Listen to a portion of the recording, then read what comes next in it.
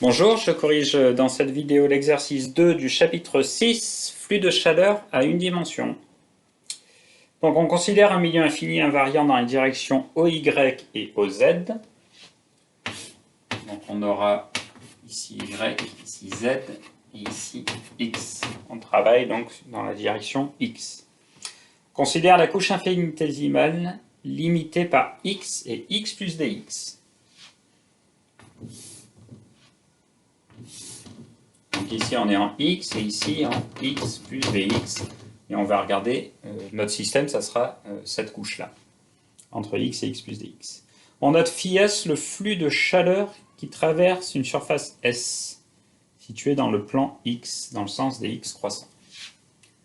Donc ici, on a une surface S, et on note phi S en X, le flux de chaleur qui traverse dans le sens des X croissants.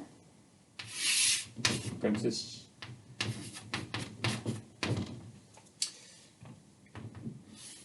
On aura une deuxième surface qui correspond, donc si on attaque la question 1, la surface en X plus dx, elle est traversée par le flux de chaleur phi S X plus dx. Et donc les flux, ils sont dans ce sens, dans le sens des X croissants. Donc on nous demande, en supposant une variation des grandeurs thermodynamiques comme continue, établir la relation entre la variation de température dt du système durant un temps dt, les grandeurs phi s en x et x plus dx, et la puissance volumique de chaleur P produite dans le système. Donc dans notre système, on peut aussi avoir, on a une source de chaleur, disons, de puissance volumique P. Donc on va faire un bilan de chaleur et compter la chaleur qui est reçue par le système et la chaleur qui est perdue par le système. Donc le système reçoit un flux de chaleur phi S de X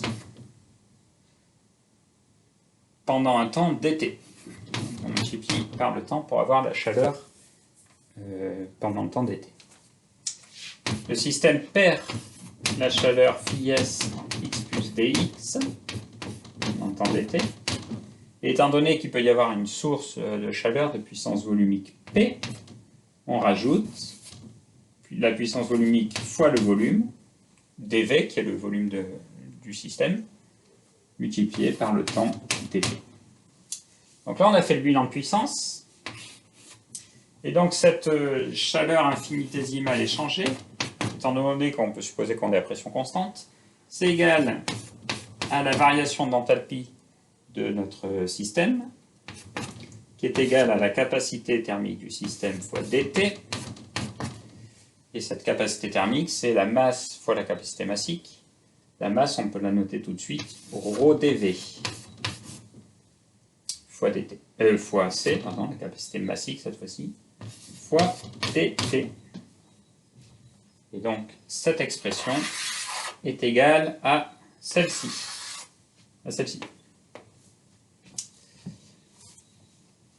Donc, je vais noter en haut l'équation obtenue avec ce bilan de puissance qui permet de relier la température à phi S en X, phi S en X plus dx et P. C'est ce qu'on nous demandait. Donc, ρ fois la capacité massique fois dV fois dt est égal à... Alors, par commodité, pour la suite, je vais noter moins... C'est la même chose, hein. Phi S en X plus dx moins phi S en X fois dt plus pdv dt. Voilà. Il faut bien faire attention aux notations, des grands T pour la température, des petits T pour le temps. Donc là, on a la réponse à la question 1. Maintenant, on va passer à la question 2 en utilisant la loi de Fourier, exprimer phi s en fonction de t de x. Alors, la loi de Fourier, elle nous dit que le vecteur densité de flux de chaleur, J, donc on note des fois JTH pour J thermique, c'est égal à moins lambda gradient de la température. On est à une dimension, donc c'est égal à moins lambda dérivée de t par rapport à x EX. Voilà. Et la relation entre notre vecteur densité de flux de chaleur et le flux de chaleur, c'est on a le flux S, c'est égal à le vecteur densité de flux de chaleur multiplié par la surface S. Parce que le vecteur densité de flux de chaleur est considéré comme homogène à travers la surface. Donc, on va remplacer J par phi S sur S.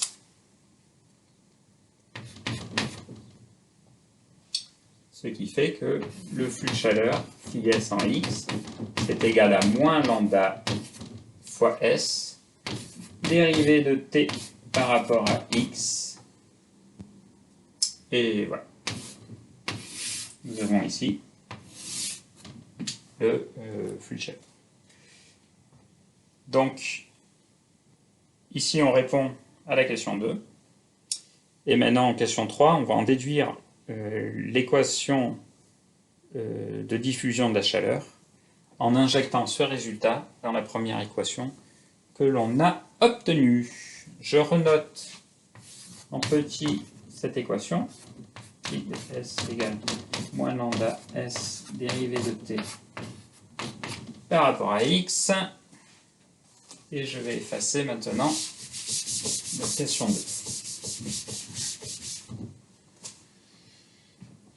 Alors, question 3. On va d'abord travailler sur ce terme, simplement. Phi de S en X plus dx moins phi de S en X.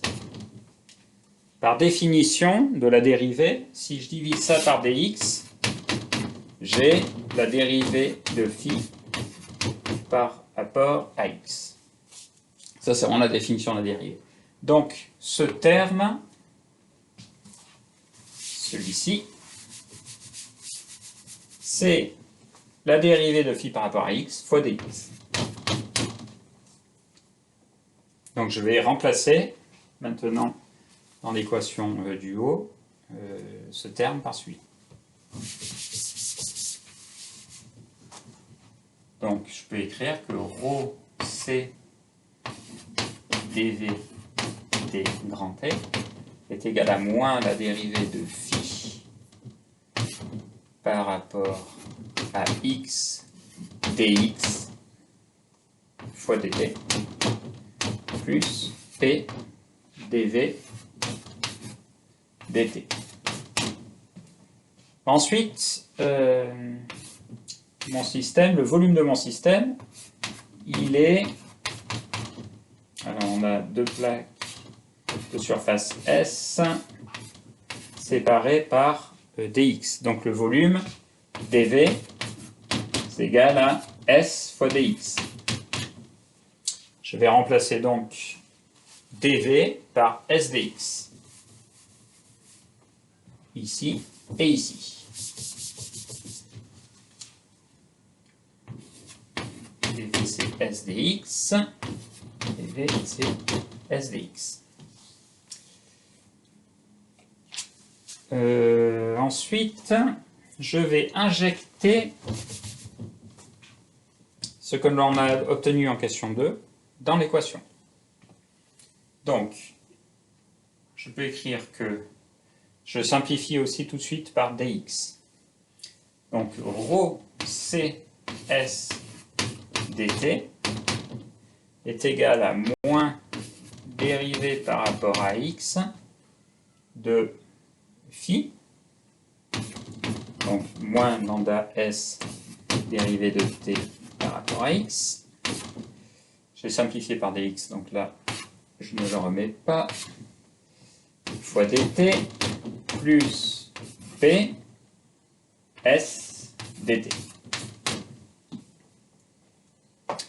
On voit tout de suite qu'on peut maintenant simplifier par la surface S.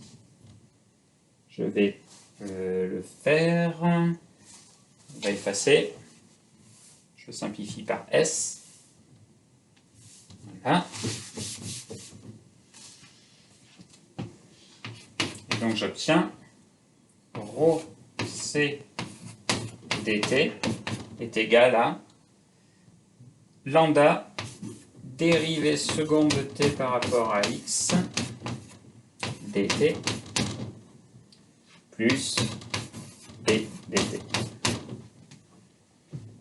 Alors, nous avons presque fini. Je vais effacer tout ça.